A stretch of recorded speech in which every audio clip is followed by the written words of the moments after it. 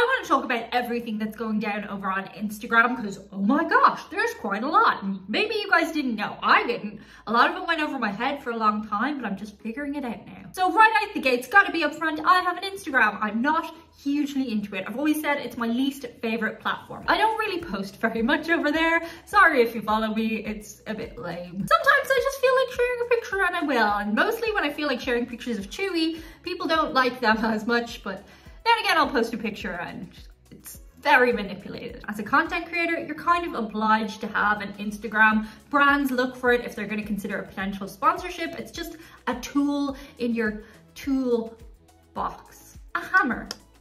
It could be a hammer or a tiny nail. The reason I've never loved Instagram is because I find it really, really fake and really easy to be fake. Don't get me wrong, all the platforms are fake in a way. Like for example, today I'm using good lighting, a nice angle. There's a facade to everything.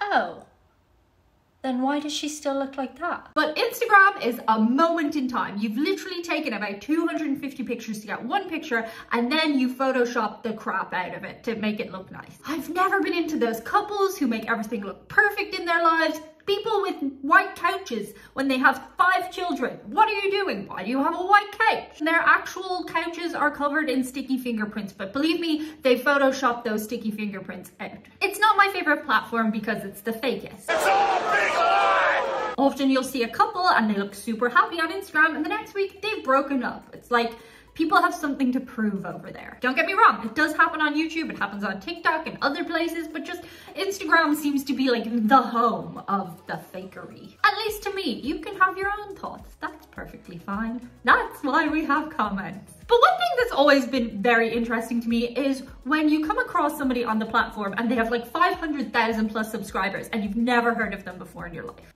They're actually called followers on Instagram, which sounds very culty. And often you'll click into their pictures and they'll have maybe 5 comments and 2 likes. And that's when it became kind of more known to people that others were buying followers. But that's not always the case. You see, some of them, and this has come out recently in a phenomenon called the Dubai porta potty situation. Yeah. So you've all heard of Instagram models and you might have noticed they're not like actual catwalk models. That's because anybody can be an Instagram model if you Photoshop your pictures just right. Anybody can be an Instagram model because it's lighting, angles, you take the picture yourself. The Instagram models would probably admit that they are never going to be catwalk models. They're usually shorter than 5'8", which is the minimum height to be a catwalk model. And when confronted by photos by an actual photographer, they're usually not going to like the results because they like photoshopping their own pictures, taking their own angles. Worth pointing out here, they probably don't want that life either. It's got its own quirks and problems in itself. Instagram models are not the same as models. However, modeling has always been a gateway into another profession. And in this place, Instagram models and models come together.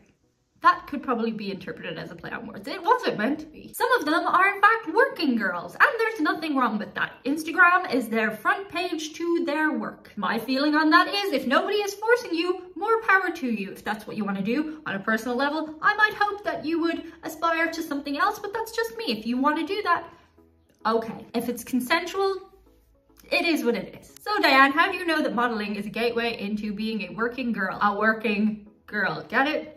I can't say some words here on YouTube. Well, I remember for the 5 minutes in college when I was skinny before I remembered I really liked food, I was a model, a professional model, and definitely not a Prada catwalk model, but something in between the Instagram model and the model. I did mostly commercial work, so I would hold up a packet of crisps that I couldn't eat at that time and go, crisps, they're delicious. And it was around this time that I took a gap year and moved to London and worked in a store on Oxford Street. Some of the girls who worked there were actual models. They were tall, skinny girls, real models from around the world. And one of them invited me along to a VIP party in London. Wow, friends, thought young Diane, this could be fun. And VIP things, hooray! I was excited. I've never really been a nightclub person, but I will endure it to be friendly with people, you know? It took me about 40 minutes to figure out what this party really was. All the drink was free, but the girls were really hard at work trying to entertain all the VIPs. They were dancing on the tables while I was in the corner sipping on my Coke and rum going, haha,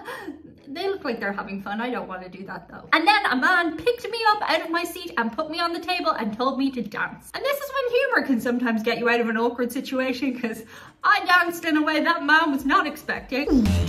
Big fish, little fish, cardboard box. Big fish, little fish, cardboard box. Chopping carrots, chopping carrots. In your face, fishing line. Tuck it in, fishing line, tuck it in. It was around this time they pretty much asked me to stop, so I went home at about 1 o'clock in the morning and I figured out what that party actually was. The real party had not started yet. Let's just say it was a little awkward between me and some of the girls that worked in the shop after that. And you know, it is the oldest trade in the world, and when people think of it, people think of standing on street corners, but that is not the case anymore. And Instagram is the storefront where the women can advertise their produce. Do you ever see on their profile, DM me for rates? What are the rates for? What are your rates for? Disclaimer here, I'm not saying everybody who has that is an actual working girl, but a lot more of them than you think. Oh yeah, cause damn, when this Dubai porta potty situation came out, I was shocked. Call me extremely naive. I just thought that these girls got to go on people's yachts because people just like to be around good-looking girls. I thought that getting flown to Dubai was a side effect of just enjoying the party lifestyle that I've never enjoyed. And then one day I got an email asking did I want to fly to Dubai for 35,000 euro. Now, I will admit this was at the beginning of my YouTube career, and this person was offering me 35,000 euro to fly to Dubai, and I could take 2 of my girlfriends along with me. So I asked, of course, why would you do that? The response was that me and my friends could take pictures at their nightclubs and their bars, and that it would be good promotion for the company. Yeah, that sounded too good to be true to me too. Don't get me wrong, for a second I entertained the idea that it just might be that great, but you know what? I am naive, but I did twig that this was too good to be true. And if it looks too good to be true, as a woman, you always come back to the idea that there's one resource you always have in your back pocket that some men in society want. It's one of the good parts of being a woman. Even if you don't have money, you've still got something people want. It rhymes with pecs. Sometimes it involves pecs. Also, there's the fact that I know the going rate to do a TV commercial. Getting paid for Instagram posts is a lot less. 35,000 was nowhere near that, especially for somebody with a comparatively small following to everybody else. And so when it emerged recently that a lot of the girls going to Dubai and taking those pictures were involved in something more scandalous than just straight up interpersonal connectivity, I was a little shocked at how far and gross the acts themselves went. You can just Google this one. But this is why I think that the reign of Instagram is coming to an end. Teenage girls look at those girls on yachts and think that that's attainable, that there's no catch. In 2021, the company chief of Instagram came out and declared that it was no longer going to be a photo sharing app. It is currently in its transitional period trying to become a video sharing platform. I don't know if that'll work or not. Also, they've started culling a lot of the followers like they do here on YouTube. They found this system that detects fake followers and they're just eliminating people's followers. They do that on YouTube regularly to people who just haven't watched your channel in a while. It's why YouTube is one of the hardest places to get subscribers. By the way, could you subscribe if you're watching this video? But yeah, let me know what you think below in the comments about Instagram as a platform, and if you think it really can succeed as a new video sharing app. Or do you think there's too much competition in TikTok and YouTube already? That's it for today. See you guys on the other side. Bye.